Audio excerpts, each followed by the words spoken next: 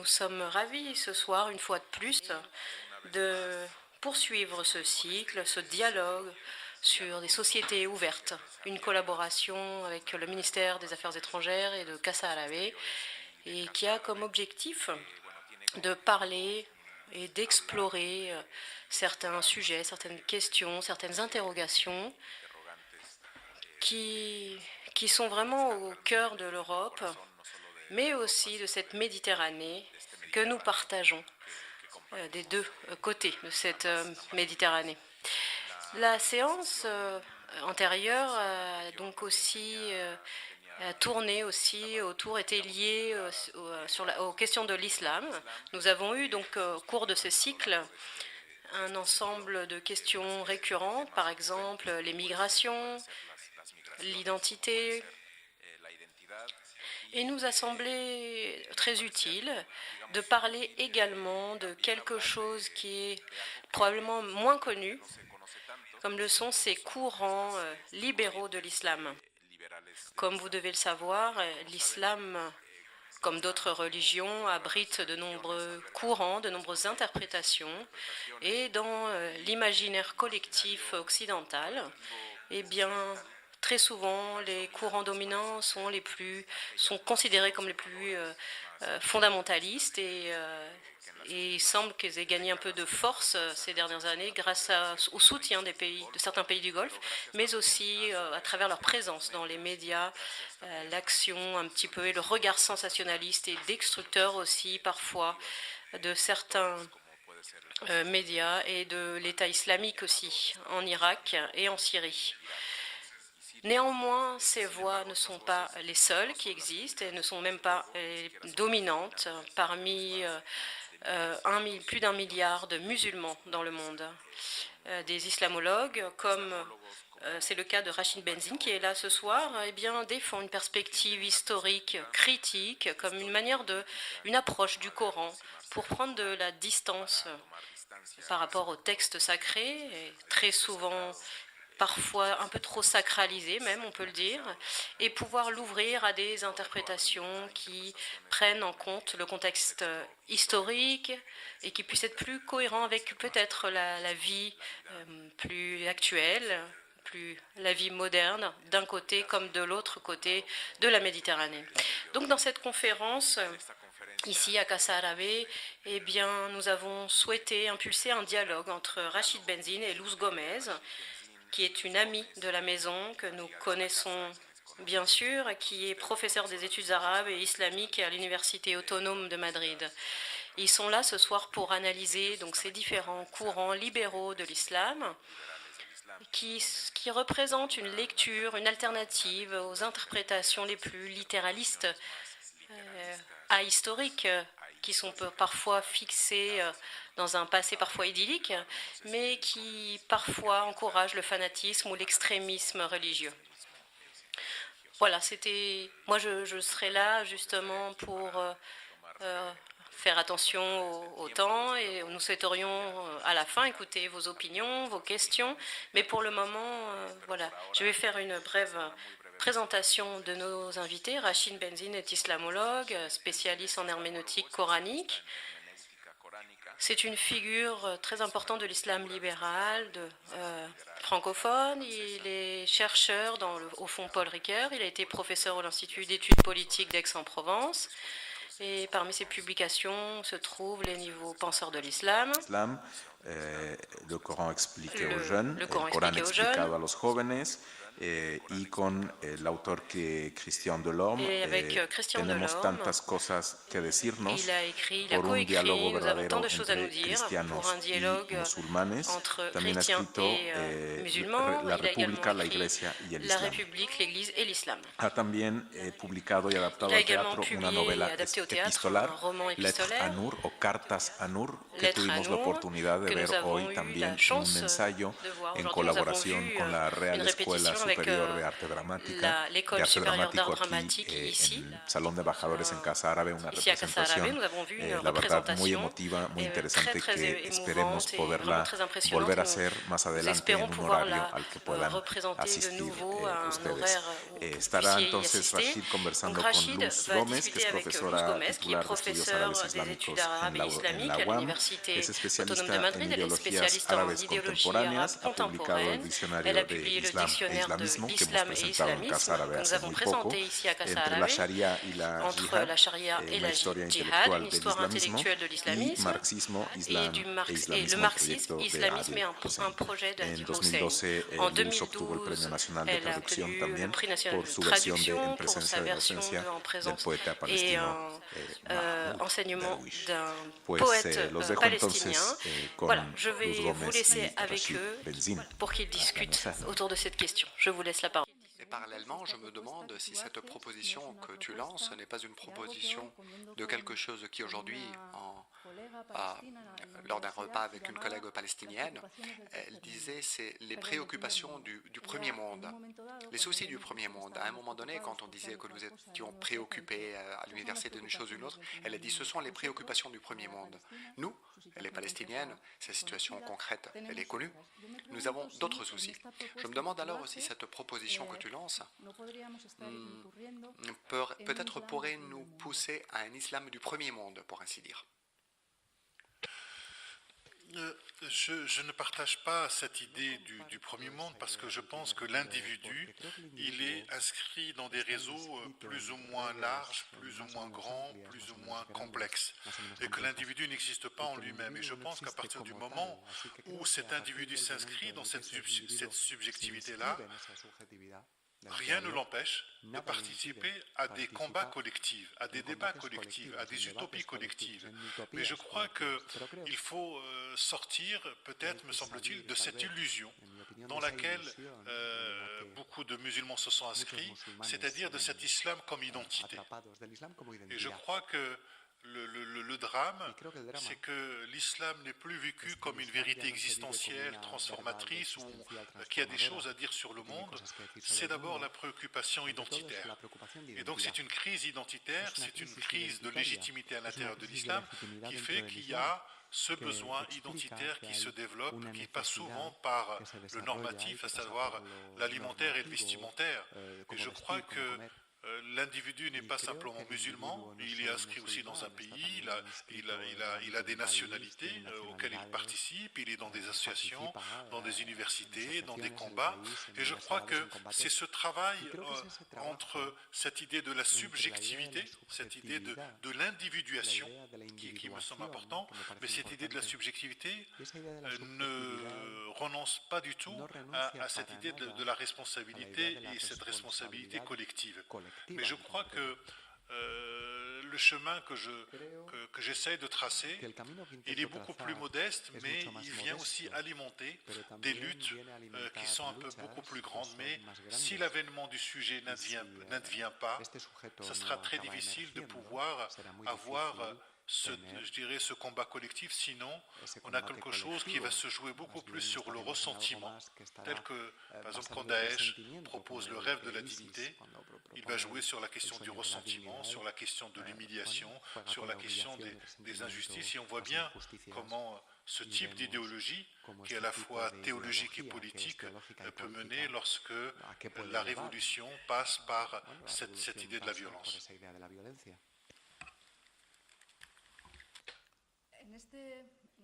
Dans ce projet que tu nous présentes et que je me permets d'essayer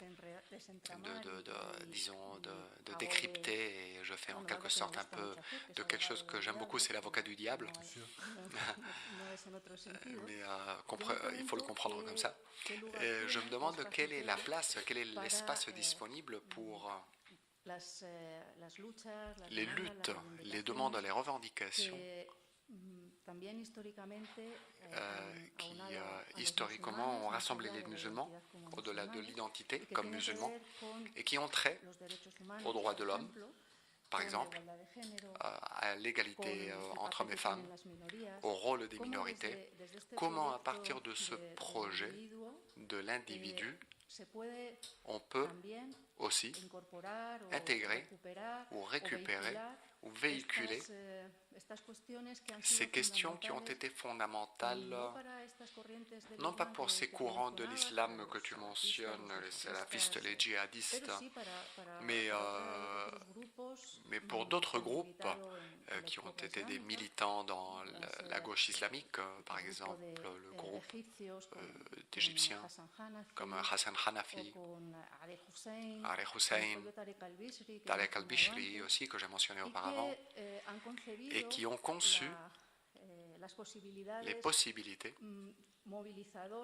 de mobilisation, d'émancipation créatrice d'un élan collectif pour les musulmans, en partant du local, souvent en reconnaissant l'État-nation postcoloniale, comme pour les auteurs que j'ai mentionnés, mais en concevant en termes kantiens, le tueraz, par exemple, c'est-à-dire le patrimoine de civilisation arabo-islamique, comment cet acquis peut être un élément de mobilisation et en quelque sorte un révulsif pour la conscience individuelle qui va créer une force collective. Donc quel est le rôle qui reste pour cet islam de contestation qui n'est pas traditionnaliste ni l'islam de la violence? Je crois que tous ces combats que tu viens de mentionner, il s'agit aussi de les inscrire dans le temps de l'histoire et aux questions auxquelles ils avaient à répondre. Nous, je dirais aujourd'hui, nous sommes dans un autre contexte qui n'est pas le leur, c'est-à-dire qu'on n'est pas simplement dans un contexte postcolonial avec cette idée des États-nations. Nous sommes aujourd'hui face à des problématiques qui me semblent beaucoup plus grandes et moi je pense qu'on est sorti de cet islam de l'Empire, ou en tout cas des questions islamiques. Je m'explique. Il y a deux manières d'agir dans le monde. Alors je ne sais pas si en espagnol on va sentir la différence, mais on peut agir en musulman ou en étant musulman. Ce n'est pas la même chose. Par exemple, en France, il y a eu agir en tant que chrétien et agir en chrétien, ce n'est pas du tout la même chose. Agir en tant que chrétien, cela veut dire que vous ramenez toutes les problématiques à l'intérieur du champ de la chrétienté. Et vous partez du principe, est-ce qu'à l'intérieur de la chrétienté, avec ces différentes sources, il y a une possibilité que le christianisme a des choses à dire? C'est une chose.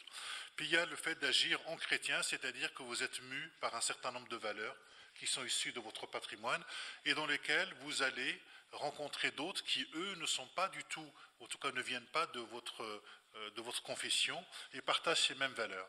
Et je crois que cette idée du libéralisme, elle est beaucoup plus là, c'est-à-dire qu'il s'agit plutôt d'agir en musulman, mais ne pas réduire sa personnalité à l'islam. Et je crois que c'est très important parce que je vous donne simplement un élément de la construction, c'est-à-dire dans la manière dont on nomme les choses. En France, par exemple, et ailleurs, pendant très longtemps, dans les années 60-70, quand mon père est venu, l'appellation, la manière dont il était nommé, il était nommé immigré. C'était souvent une appellation économique et sociale. Dans les années 80, pour la seconde génération, ils étaient appelés, donc c'était une nomination nationale, ethnique, les Arabes, les Beurs, les Maghrébins. À partir des années 2000, l'appellation, c'était « ils sont musulmans ». Donc qu'est-ce qui s'est passé en 30 ou 40 ans? Comment on est passé de l'immigré à l'homo islamicus? Comment on est réduit simplement en tant que musulman? Et je crois que justement cette idée du libéral, c'est de ne pas maximaliser l'appartenance à l'islam, que c'est une appartenance parmi d'autres, comme il peut y avoir d'autres sources dans lesquelles nous pouvons, je dirais, puiser. Et puis, il y a cette idée que le mouvement libéral, à partir des sources dans lesquelles il est surtout là pour aussi poser un certain nombre de questions, pour alimenter une réflexion. Et je ne crois pas trop à cette idée d'une réponse religieuse. Je crois beaucoup plus au fait que des Espagnols de confession musulmane participent à des associations politiques, des associations locales, et dans lesquelles, avec ce qu'ils sont, ils vont pouvoir apporter des contributions. Ça, c'est beaucoup plus le modèle que je défends, beaucoup plus qu'un modèle qui serait musulman, qui défendrait des éléments de la justice à partir de l'islam. Ça, en tout cas, moi, je ne m'inscris pas dedans. D'autres s'inscrivent dedans, parce qu'on pense qu'il y a à l'intérieur des textes des réponses. Moi, je pense que les textes posent beaucoup plus de questions que de réponses. Mais ça, c'est ma manière de voir.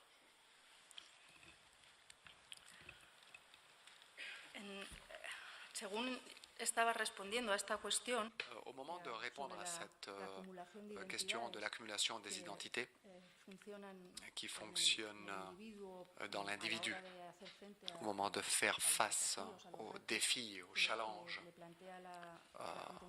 posés par le contemporain, je me rappelais aussi d'une question qui en Espagne et dans le monde en général, surtout en Espagne, est à la une, c'est quelles sont les strates de l'identité et comment à un moment donné un peut prévaloir jusqu'au point de devenir un motif communautaire et non pas individuel, pour continuer avec ma critique à la question de l'individu et de la subjectivité. Et je vais te donner l'exemple qui me vient à l'esprit. Il est lié au féminisme et la conscience de genre parmi les femmes espagnoles. Ce mouvement a été transversal au-delà de militance politique concrète, il a été intergénérationnel. Il a rassemblé des femmes rurales et urbaines. Parfois, avec pas trop de succès, ce mouvement a essayé, ou essaye de le faire, d'intégrer aussi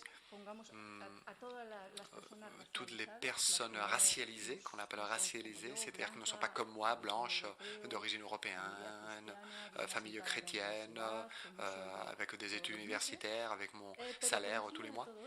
Mais au-delà de ceci, il y a une autre identité, l'identité de genre, a permis une revendication collective qui a été très présente dans les programmes électoraux des dernières semaines, par exemple. Et donc, ma question est la suivante. Dans cette ligne, pour l'islam, dans cette proposition que tu fais, l'islam ne pourrait pas jouer ce rôle.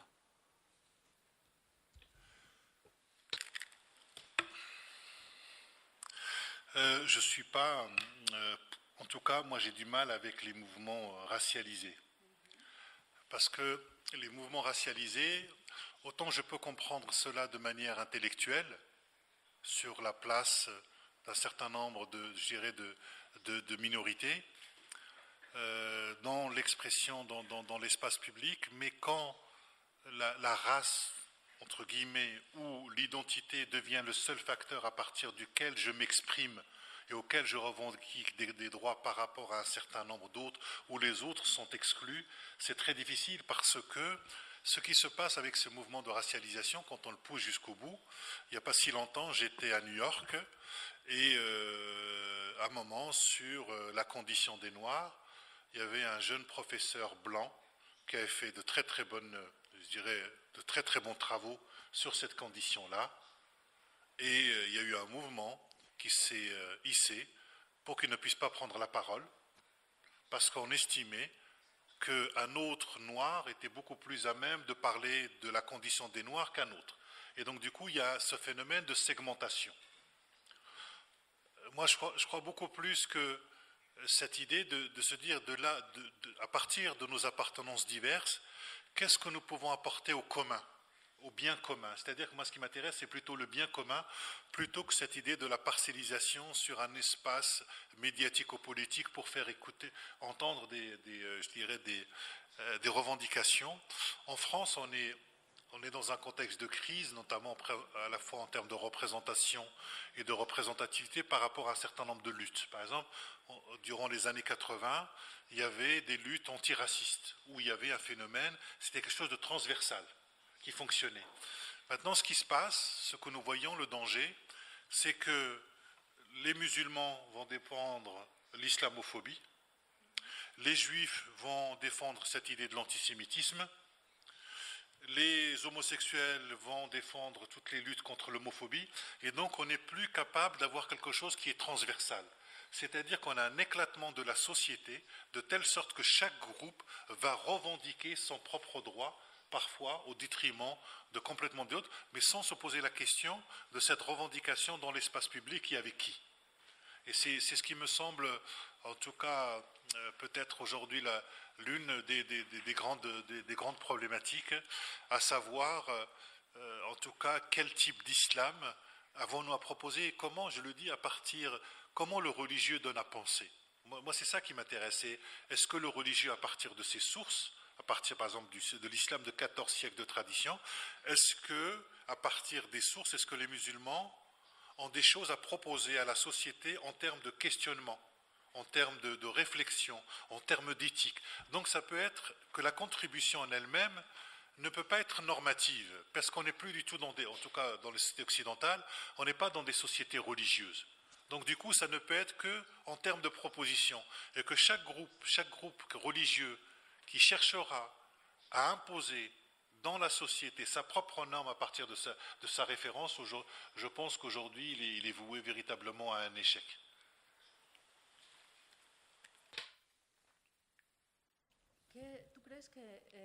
Tu crois alors que dans cet islam libéral, ou cet islam des musulmans, un islam de musulmans libéraux, tu crois qu'il y aurait une place, une ligne herméneutique coranique, mais aussi de propositions de lecture historique et d'intervention sociale propre et spécifique pour les femmes, car je fais encore d'avocate du diable, mais je vous recommande ce livre de Rachid. Karim en a parlé avant, les nouveaux penseurs de l'islam, c'est vraiment... il sait quelle question je vais poser. C'est donc, il aborde les penseurs de la tradition islamique et il n'y a pas de femme, aucune femme. Donc, je demande quel est le rôle de Fatima Mernissi ou de Amina Wadour, Asma Barlas, Haifa Tawad, ou d'autres femmes plus classiques, comme Aïcha Abderrahman, que tu mentionnes, Zainab Adassali, que tu ne mentionnes pas. Donc, quelles sont les possibilités pour les femmes de contribuer à cet islam libéral? Tu allais poser cette question. Alors, tout d'abord, pourquoi j'ai choisi de ne pas mettre un certain nombre de femmes? J'avais travaillé effectivement sur Fatima Mernissi, Amina Wadoud ou Aïcha Abderrahman, la femme de Amin al-Khouli au début du XXe siècle. Alors, pourquoi? Parce que quand je prenais par exemple Amina Wadoud s'inspirait de Fazlur Rahman. Et la plupart des femmes que j'ai rencontrées s'inspiraient d'un certain nombre d'hommes dont je parlais. Et que ce soit Nasr Hamid Abou Zaïd, par exemple, qui parle sur la condition des femmes. En tout cas, je me suis dit, je ne vais pas le faire parce que, pour cette raison-là, mais aussi pour une autre raison, c'est qu'il aurait fallu un ouvrage entier consacré simplement à ces femmes et par rapport aux questions qu'elles posaient. Et donc je ne voulais pas simplement, en tout cas dans mon livre, mettre une femme pour dire, vous voyez, j'ai fait le travail. Non, je pense que ça nécessite un autre type de travail et qui y fait. Maintenant, sur la question du mouvement libéral et la place des femmes, je crois que le mouvement libéral, la question de la femme, elle est fondamentale parce que la femme est considérée comme étant l'altérité radicale. Et quand, dans une tradition religieuse, on fait de la place aux femmes, on est capable de faire de la place aux autres. C'est-à-dire hier, par exemple, on avait parlé de la question de l'homosexualité, de l'islam, etc. Je dis, mais quand, dans une tradition, il n'y a pas de place aux femmes, il n'y a pas de place pour tout le reste. Donc on voit bien qu'aujourd'hui, la question des femmes est un élément fondamental. Après, il y a leur contribution. Les contributions des lectures des femmes par rapport au texte. Et donc, moi, en général, en France, on l'applique parce qu'une fois par mois, on a autant d'hommes et de femmes et nous lisons les textes ensemble. Donc du coup, le fait qu'il y ait la présence de femmes pendant qu'on lit une sourate du Coran, qu'on essaie de l'analyser d'un point de vue historique, d'un point de vue éthique ou d'un point de vue littéraire, le fait de pouvoir lire tous ensemble, ça change. Moi, je ne crois pas que... je ne suis pas persuadé qu'une lecture de femmes comme ça, c'est parce que c'est une femme que ça sera une lecture progressiste. Ça, je n'y crois pas. Parce que j'ai eu l'occasion de rencontrer des femmes qui lisent les textes, qui produisent des textes notamment en arabe, et c'est loin d'être aussi émancipateur que ce que l'on pense. Ça, c'est la première des choses. Ensuite, je ne crois pas à un féminisme islamique. Je ne crois pas à un féminisme islamique. Je crois le fait qu'on puisse être musulmane et féministe. Mais un féminisme islamique, ça me pose problème dans la mesure où les textes que nous avons, les textes religieux, sont pétris de patriarcat. Donc, dans la lecture que propose un certain nombre de féministes, en mettant le prophète féministe avant l'heure, en disant même que le Coran aurait amélioré la situation d'un certain nombre de femmes par rapport à ce qu'il y avait avant, le problème, c'est que nous n'avons rien de ce qu'il y a avant. C'est-à-dire que d'un point de vue historique, le Coran est le seul texte en arabe que nous ayons de cette période-là, du 7e siècle. Mais que tout ce que va nous dire la tradition musulmane sur le premier contexte du Coran est élaboré 2 siècles plus tard avec une reconstruction, une rétroprojection vers le passé. Et donc, il ne faudrait pas que ce soit des lectures apologétiques pour dire que la notion de l'égalité était déjà là. Or, les sciences humaines nous ont montré qu'il n'y a que des régimes d'égalité à travers l'histoire. Et que le concept d'égalité homme-femme, par exemple, il y a 60 ou 70 ans en Espagne, n'est pas du tout le même aujourd'hui. Et donc, la question de la notion de l'égalité n'est pas une question qui s'oppose au 7e siècle. C'est un anachronisme que de poser ces questions-là. Et je crois qu'à un moment, dans la question herméneutique, il ne faut pas penser que le texte va vous donner la réponse. Le texte répond à des questions. Donc il faut savoir quelles sont les questions qu'il y a derrière le texte, mais il répond dans un contexte du 7e siècle, c'est-à-dire qu'il répond dans des contextes de femmes au 7e siècle. Et vouloir trouver la question de l'égalité dans le Coran ou dans la tradition prophétique, pour moi c'est un anachronisme. Mais la question que doivent se poser notamment ces musulmanes et féministes, c'est de se dire, ok, le texte a été lu comme ça à travers l'histoire. Qu'est-ce que nous faisons de ces lectures-là? Parce qu'elles appartiennent au texte. Parce qu'on ne peut pas dire que pendant 14 siècles, on a mal lu le texte et que le texte était égalitaire dès le départ. Vous voyez, donc, je dirais que c'est un problème de méthodologie. Et ensuite, il faudrait que, en tout cas, moi, les femmes que j'essaye de rencontrer, que j'ai même dans mes cours, de ne pas que la lecture de femmes sur les textes ne soit pas uniquement une question de femmes, de la question de la femme, du corps, du voile. Il y a d'autres questions qui nécessitent d'être saisies par ces femmes en dehors des questions de femmes. Je ne sais pas si je suis assez clair là-dessus.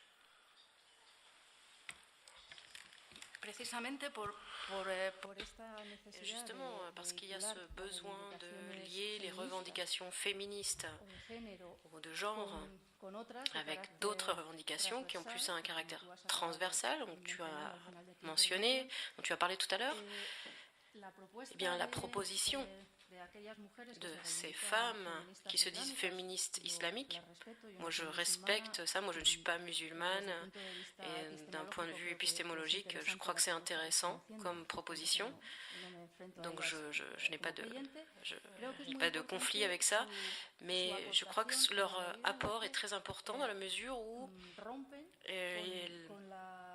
il y a une rupture avec cette notion centrale du sujet masculin qui a transmis la connaissance, la tradition, la lecture, l'herméneutique pendant des siècles, mais aussi parce qu'elles le font, je disais ce qui était intéressant de mon point de vue, elles le font à partir de propositions méthodologiques qui enracinent les épistémologies actuelles, les études anticoloniales, au-delà du postcolonialisme, avec des notions qui ont à voir avec la race, la classe sociale,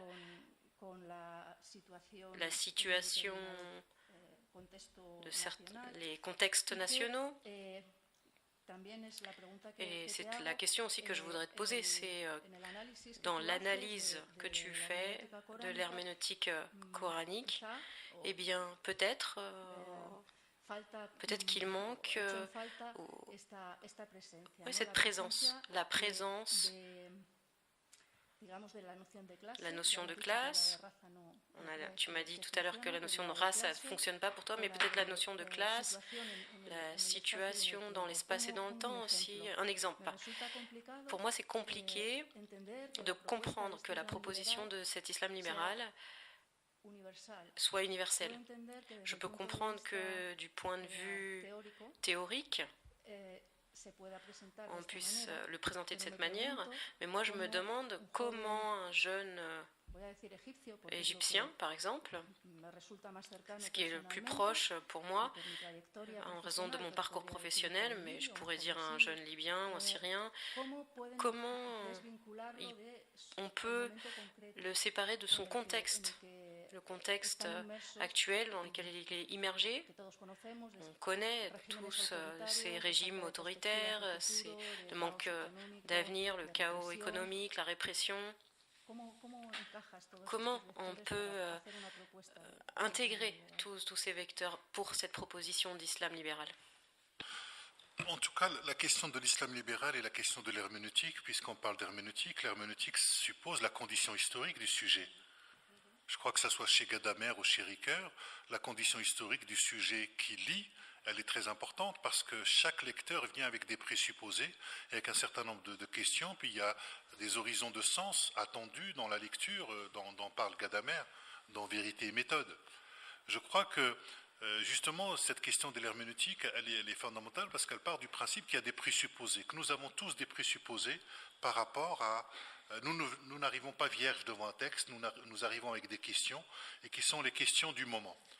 Quand je prends Nasr Hamid Abou Zaïd sur l'analyse littéraire du Coran, qui lui-même s'inscrit dans la veine, dans les années 40, de Mohamed Khalaf Allah sur l'art du récit du Coran, Mohamed Khalaf Allah qui lui-même s'inscrit sur Amin al-Kholi, donc au début du siècle. Je crois qu'il y a une tendance à l'intérieur même de l'Égypte, je dirais de libéral, que ce soit de Mohamed Abdou jusqu'à Rachid Reda, plus en passant par Rachid Reda qui était syrien, mais jusqu'à Nasr Hamid Abou Zaïd et même le Gamal al-Banna, etc. Il y a ce mouvement libéral qui existe à l'intérieur de l'islam. Simplement, ce mouvement-là, en vérité, il est plus vécu dans la conscience et la subjectivité des gens, beaucoup plus qu'il n'est revendiqué en termes d'association. Et je crois que les valeurs libérales, que ce soit moi qui suis d'origine marocaine, on les retrouve. Alors peut-être que les gens ne les disent pas comme ça, mais ils sont déjà imprégnés par ça. Ensuite, je crois que l'islam, en tant que religion, dans la manière dont il s'est construit, je veux dire, quand on ouvre le Coran, les références bibliques, il y en a énormément. Donc on ne peut pas prendre le Coran comme si c'était un texte isolé, comme si finalement il ne doit rien à ce qu'il précède. Il s'inscrit dans ce que nous appelons en tant qu'historiens l'Antiquité tardive, qui a été aussi un élément très important pour la pensée européenne. Il est en discussion avec la Bible hébraïque, il est en discussion avec les évangiles, avec les apocryphes. Je crois que le Coran travaille tous ces matériaux-là. Et ensuite, ce qui est très important, c'est que dans la manière dont la pensée islamique elle s'est développée, elle a emprunté aux autres cultures. Je veux dire, l'islam pur chimiquement n'existe pas. Je veux dire, lorsque vous avez des Espagnols d'origine marocaine, d'origine, je dirais, de confession musulmane, ben, ils sont aussi occidentaux. Dans la manière dont je lis le texte, elle est aussi liée à mon parcours historique, le fait d'avoir étudié la théologie catholique, d'avoir étudié aussi les textes juifs. Je veux dire, ce détour-là me permet finalement de faire ces propositions-là. mais ce ne sont pas finalement des propositions qui se veulent, je dirais, normatives, et ce n'est pas des paroles qui se veulent exclusivement musulmanes. Moi, je rencontre beaucoup de jeunes femmes qui se disent féministes musulmanes, qui à partir des textes et des références qu'elles lisent, etc. Après, il y a un problème épistémologique quand même, parce que ce que je veux dire, c'est qu'il y a dans la méthode, je n'ai pas le temps de rentrer là-dedans, mais il y a un vrai problème méthodologique pour pouvoir lire ces textes-là, parce qu'on les lit aussi à travers la tradition, et on sélectionne à l'intérieur de la tradition que ce que nous souhaitons. Donc c'est un biais herméneutique, moi, qui me pose aussi, je dirais, un problème. Et ensuite, attendre des textes qu'ils vous libèrent d'un certain nombre d'éléments, c'est donner trop de... je dirais que ce qu'il ne faut jamais oublier, c'est que la norme est toujours une construction sociale historique. La norme n'est pas dans le texte. Or, il y a beaucoup de mouvements qui pensent que la norme est dans le texte. Et donc, le fait de dire que le texte est normatif, on lui donne de plus en plus de force dans ce que Abdelkarim Soroush appelle l'obésité de la religion. C'est-à-dire que l'on voudrait trouver toutes les réponses aux problèmes contemporains à partir des textes religieux. Et en faisant cela, nous renforçons le discours religieux et nous renforçons, je dirais, ceux qui sont les détenteurs d'un savoir religieux. Et Mohamed Harkoun, qui était un de mes maîtres, lorsqu'il y avait un certain nombre de femmes qui venaient le voir pour cette question du féminisme islamique, il disait, si vous voulez votre émancipation, cherchez-la en dehors des textes. Parce que rentrer dans les textes, c'est rentrer dans un combat qui est quand même assez difficile. Moi, j'ai écrit un livre avec une femme rabbin qui s'appelle Delphine Orwiller, ce qui est justement dans le mouvement juif libéral, et c'est des questions qui vont prendre beaucoup de temps. Mais l'approche, par exemple, de Delphine Orwiller, mouvement juif libéral, c'est qu'elle n'enjolive pas le texte, elle n'enjolive pas le passé. Or, pour beaucoup de femmes musulmanes, il y a cette espèce d'idéal du passé qui n'a jamais existé historiquement, sinon dans une espèce de, je dirais, de reconstruction. Et c'est là où l'histoire nous aide, parce que l'histoire nous aide à clarifier un peu plus notre rapport au passé. Et si nous clarifions notre rapport au passé, nous clarifions davantage notre rapport, je dirais, au présent. Voy a dejar ya esta línea de ataque en el je crois que je vais passer à autre chose, une autre ligne d'attaque. On ne peut pas trop s'attarder sur cette question, mais j'ai une autre question. C'est aussi une question pour moi, en général, que je me pose quand on s'approche de l'islam d'un point de vue intellectuel. Et moi, je reconnais que parfois, je tombe un peu dans cette intellectualisation de l'islam, une lecture des textes, non seulement du Coran, mais aussi toute la tradition textuelle, une nouvelle herméneutique ancrée dans cette vie mondaine. Je crois qu'il y a quelques semaines, je parle toujours d'expériences que j'ai vécues parce que c'est ce qui me... Parfois, quand on est toujours en train dans nos recherches, dans nos livres, dans nos cours, et bien, il y a quelques mois, je trouve ça intéressant aussi de partager des expériences qu'on vit dans une conversation avec plusieurs personnes. Et bien, dans une communauté musulmane de Madrid, majoritairement, c'était donc des musulmans. Et bien, après cette discussion autour de la table sur ces questions liées à l'herméneutique, l'épistémologie, eh bien, il y a une personne qui a levé la main et qui a dit, qui s'est présentée, nous a expliqué son parcours. C'était une universitaire, et sa question c'était la suivante, littéralement. Et qu'est-ce que Dieu a à voir avec tout ça? Qu'est-ce qu'il fait là? Ma question, c'est, dans cette proposition que tu fais, où se trouve l'islam spirituel, qui n'est pas directement lié avec la normativité, mais plutôt avec l'expérience personnelle de chacun, chacune, qui peut peut-être s'exprimer même à travers des expériences mystiques même. Quel est le lieu qui reste à ce type d'islam? Je crois qu'il faut bien distinguer les deux temps. Il faut distinguer le temps de la recherche, où il est question de méthodologie, d'épistémologie, de travail intellectuel, avec une ascèse qui doit être très importante, en tout cas quand on fait de l'histoire. Dieu, il est suspendu, c'est-à-dire, comme on dit en philosophie, c'est une époquée. Donc il y a un travail que vous devez rendre devant vos collègues, et il y a un certain nombre de critères. Et je crois que ce travail-là, il est utile.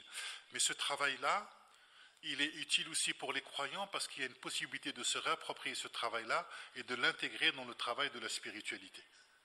Et je pense que la pensée, le travail est aussi une forme de spiritualité. C'est-à-dire que ce travail intellectuel d'herméneutique, de déconstruction, n'empêche pas, moi j'ai beaucoup d'amis, n'empêche pas des amis, après avoir déconstruit, de se lever pour aller prier.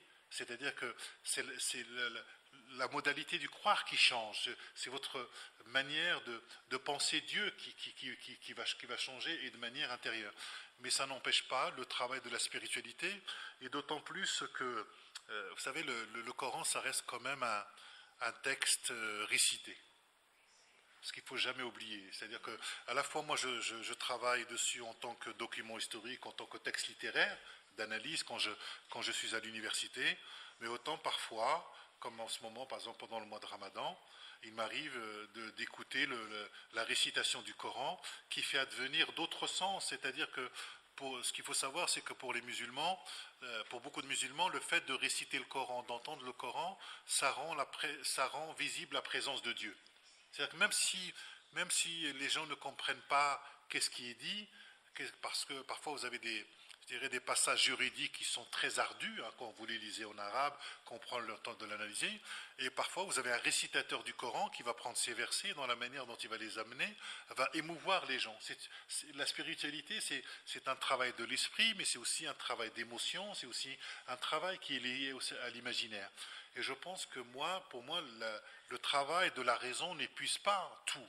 Il y a d'autres modalités de l'existence humaine, des intuitions, des émotions, qui sont là et dont la croyance peut absolument, je dirais, se saisir. Mais il est clair que pour moi, dans tout ce que je trouve dans mon approche de déconstruction, d'approche historico-critique des textes, j'essaie de l'intégrer dans le travail du croyant, qui est toujours un travail véritablement en cours. Alors certains diront, mais une fois que vous avez fait cette approche historico-critique, qu'est-ce qui reste ? Je dirais, il reste le chemin à parcourir. C'est-à-dire, il reste ce chemin de la foi, parce que justement, le croire, c'est croire malgré tout. Croire malgré toute cette déconstruction qu'on a pu faire, mais c'est un axe de foi que vous posez dans un contexte de post-modernité, dans un contexte post-critique. C'est Ricoeur qui disait que, dans la manière dont il nommait son protestantisme, il disait que c'était un hasard transformé en un destin par un choix continu. Et la question, c'est comment être à nouveau interpellé par ces textes une fois qu'on a traversé tous les mètres du soupçon. Et c'est ce travail-là en tout cas, que moi j'essaye d'offrir, mais en sachant qu'il n'est pas valable pour tout le monde. Il y a d'autres manières d'y arriver. Par exemple, ma mère, qui maîtrise simplement quelques versets du Coran pour faire sa prière, si je le parle d'herméneutique, d'ontologie, d'épistémologie, ça va aller, mais c'est pour ça qu'il faut distinguer les registres. Quand je parle devant une mosquée, il s'agit bien de savoir quel est l'imaginaire des gens à qui je m'adresse, et qu'est-ce que je peux dire, qu'est-ce que je ne peux pas dire. Mais je ne vais pas parler de méthodologie, je vais prendre plutôt un texte que j'ai pu lire à travers un phénomène de déconstruction, et de dire, voilà, un potentiel de sens possible que je vous donne, d'autres pourraient avoir d'autres lectures. Ce qui est très intéressant dans le mouvement libéral, c'est d'accepter qu'il y ait cette pluralité de lecture d'un même texte. Et c'est ça qui me semble intéressant.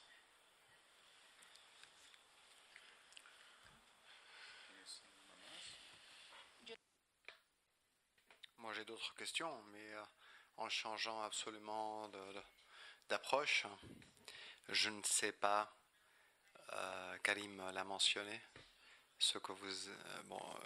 le public, permettez-moi de tutoyer, c'est un vice des personnes du Nord. de l'Espagne. Tu as un roman, Rachida, un roman qui s'intitule désolé mon français, Nour, le nom d'une femme. Pourquoi on ne l'a pas vu venir? C'est un roman, Lettre à Nour, un roman de lettres. C'est un père avec des études universitaires, avec certaines connaissances de philosophie qui rencontre à une fille djihadiste. Et il se demande, en lui demandant à elle, comment ceci a pu arriver, comment elle est devenue une djihadiste et lui, il ne s'est pas rendu compte de ce qui se développait devant lui. C'est ma dernière question, car après avoir lu ce roman, je ne savais pas que ce matin, j'aurais pas pu venir. J'avais classe, j'avais cours, mais je ne savais pas que vous aviez cette mise en scène. J'aurais voulu la voir, car ce que la lecture m'a provoqué, c'est ce qu'on peut expliquer, Rachid, à travers une fiction. On ne peut pas l'expliquer si facilement à travers un essai. C'est ma dernière question. Tu as raison. Lettre à Nour, Cartas à Nour, j'ai eu l'occasion d'écouter ce texte-là cet après-midi, là, donc, grâce à Karim, puis grâce à Casa Arabe. Qu'est-ce que c'est que Lettre à Nour, Cartas à Nour? En fait, tout d'abord, c'est issu d'un travail universitaire pendant 1 an et demi. Pendant 1 an et demi, j'ai travaillé sur le discours de Daesh, que ce soit en arabe, français ou en anglais. J'ai essayé de travailler sur les vidéos aussi de Daesh, essayer de comprendre le discours qu'il tenait et notamment les références coraniques ou de la tradition prophétique qu'il mobilisait pour légitimer un certain nombre d'actions. Donc j'ai essayé de comprendre la rhétorique ou l'univers de sens proposé par Daesh pour justement attirer un certain nombre de jeunes du monde entier. Ensuite, je me suis rendu en prison pendant 1 an et demi, où j'ai rencontré à la fois des jeunes qui étaient partis en Syrie et en Irak, qui étaient revenus, des jeunes qui ont été arrêtés, qui allaient commettre des attentats, des jeunes qui souhaitaient partir et qui ont été arrêtés aux frontières. Et ensuite, j'habite une ville à Trappes, en région parisienne, où nous avons eu 78 jeunes qui sont partis, dont la plupart, je les connaissais. Et donc, c'était mon terrain pour essayer d'interroger aussi leurs parents. Donc, c'est à partir de là, de tout ce travail universitaire, que j'ai mis en place ce que j'appelle les 4 rêves de Daesh. Le premier rêve, l'unité du monde musulman à travers le califat, la Oumma, la nécessité de revenir à l'espace musulman pour contrer le modèle occidental qui repose sur la souveraineté du peuple et de l'autre côté la souveraineté de Dieu. Le deuxième rêve, c'est le rêve de la dignité. Comment le Daesh essaye de redonner de la dignité à des gens qui pensent qu'ils n'en ont plus parce qu'ils ne sont pas reconnus ou parce qu'ils sont humiliés ou parce qu'ils subissent une injustice. Dans l'échange épistolaire de 14 lettres, Nour, la jeune fille, dit un moment à son père, on peut réparer une injustice, mais on ne guérit pas d'une humiliation. Et comment les humiliations, justement, préparent les violences de demain. Et le troisième rêve, c'est le rêve de la pureté. C'est-à-dire qu'on rêve à un islam d'origine qui aurait été pur, où le temps il y avait le prophète qui était là, et on savait quoi faire. Et donc, cette idée de la pureté, d'un islam pur, des origines, ça veut dire qu'il y a quelque chose qui relève de l'impureté. Ça veut dire que les autres sont impurs. Et on a connu ça au XXe siècle. Le nazisme qui a prétendu revenir à une race pure, et qui, pour aller vers cette pureté, va passer par la purification. C'est-à-dire il va légitimer la violence et le massacre d'une bonne partie de la population mondiale. Donc, de même que le populisme, quand il dit nous et eux, donc il y a quelque chose qui serait pur et les autres, ils seraient impurs et nous contamineraient. Et le quatrième rêve, c'est le rêve du sens, du salut, qui fait que des jeunes, faute de donner un sens à leur vie, cherchent à donner un sens à leur mort. Alors quand j'essaie d'expliquer ça pendant 1 heure et demie en conférence ou même sur les plateaux de télé, ça ne passe pas, parce qu'on utilise le discours rationnel. Et à partir du Bataclan, des événements du Bataclan du 13 novembre 2015, où il y a eu plus de 110 morts, je me suis dit qu'il fallait que je trouve une autre forme que la forme abstraite, celle des essais, celle que nous savons faire à l'université. Et j'ai décidé d'écrire un roman épistolaire entre un père et sa fille. Et c'est un roman d'abord d'amour entre un père et sa fille, un père qui élève seul sa fille, un père qui est philosophe et islamologue, qui a donné tous les éléments critiques à sa fille, les moments d'émancipation, la liberté des femmes, etc. Et qui un jour, cette fille, au nom de ces mêmes valeurs, part rejoindre son mari à Fallujah en Irak et adhère à l'idéologie de Daesh, et elle essaie de justifier à son père cette idéologie. Et ça commence de cette manière suivante. Mon cher papa, je sais que cette lettre va te faire du mal, pourtant je veux te dire combien je t'aime. Papa, je t'ai demandé l'autorisation d'aller chez tante Safia. Pardonne-moi, je n'y suis pas allé. Avant-hier soir, je suis arrivé en Irak pour rejoindre mon mari. Voilà, et donc ça, c'est une correspondance qui va durer 2 ans, et on entend à la fois les arguments du père et les arguments de la fille. Et donc du coup, ce texte-là, alors pour ceux qui aiment le football, a été joué pendant 1 mois et demi par Eric Cantona, qui a joué le père pendant ce mois-là. Donc là, maintenant il y a la traduction en espagnol, il est déjà traduit en italien puisqu'il tourne en italien, il tourne aussi en arabe, en berbère. Et c'est assez surprenant qu'en passant par la fiction, on arrive à comprendre plus de choses. Il y a quelques années, je n'aurais jamais cru qu'en passant par la fiction, on pouvait arriver, mais apparemment, la fiction est peut-être le chemin le plus court pour atteindre le réel, à condition qu'on soit passé par les sciences humaines d'analyse. Voilà. Pues muchísimas gracias a Luz por Merci beaucoup à Luz pour cet entretien, cette conversation qui sans doute nous a permis de parcourir la trajectoire de la pensée de Rachid Benzine. Tout simplement, je voulais dire que, comme on a déjà convenu avec Rachid, ce texte, cette représentation de l'être à Nour, qui a été merveilleuse, nous allons essayer de la répéter avant la fin de l'été, dans un horaire qui soit plus accessible pour le public et pour les professeurs inclus, pour que tout le monde puisse y assister. Avant de passer la parole au public, en profitant de cette dernière intervention, je voudrais mentionner un livre que je n'ai pas encore fini, mais qui est fascinant, c'est L'âge, l'Edad de la Ira, de Pankaj Mitra, un historien d'origine indienne. C'est l'âge de la rage, The Age of Anger, en anglais. Il parle comment toute une série de manifestations, comme la création, le développement d'un mouvement comme Daesh, mais aussi de mouvements nationalistes ou d'extrême droite, sont le résultat d'une série de promesses que la modernité formulait ou garantissait, et qu'à travers les médias pouvaient sembler des objectifs atteignables pour la plupart de la population. Et comment, en se rendant compte que ce n'est pas un territoire accessible pour tout le monde, il se crée ces expressions de rage, de haine, comme réponse pour répondre à ce chaos, comme disait Amin Maalouf dans Le dérèglement du monde, un de ses derniers livres.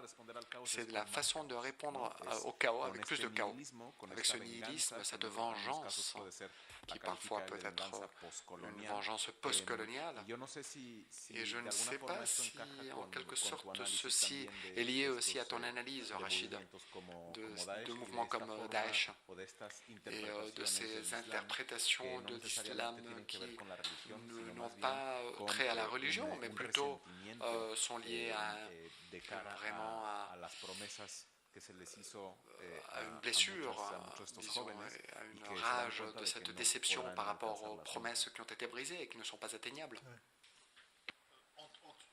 Dans ce que j'ai analysé, il y a à la fois du religieux et du politique. C'est pour ça que j'ai dit que Daesh propose une révolution théologico-politique. Et c'est vrai que dans le discours sur le rêve de la dignité, il y a l'idée de restaurer quelque chose qui a été blessé, notamment sur la question de l'humiliation. Mais il est clair que Daesh en faisant cela, tend en miroir les manquements de nos propres sociétés. C'est-à-dire qu'il nous oblige à penser la question de l'utopie, à penser certaines questions de la modernité auxquelles nous n'avons pas suffisamment su répondre. Donc du coup, il joue sur nos propres manquements. Il nous tend en miroir ce que nous avons manqué. L'abbé Pierre, qui est un prêtre, qui s'est beaucoup impliqué dans le social à partir des années 50, qui est mort il y a une dizaine d'années, disait qu'une civilisation se mesure à la qualité des objets de colère qu'elle est capable de proposer à sa jeunesse. Et je crois que Daesh a été cet objet de colère et que, je dis pour souvent, ce n'est pas parce que nous avons détruit le territoire de Daesh que nous avons détruit le territoire des esprits. Et que ces idées-là sont encore là et que ça nous pose la question, c'est quelle espérance avons-nous à proposer à nos jeunes? Quel type d'utopie? Est-ce que c'est simplement le libéralisme? Est-ce que c'est simplement 2 points de croissance, 2 points en termes de réchauffement climatique? Et c'est là où ça manque véritablement d'un combat qui est collectif que nous n'arrivons pas encore à trouver.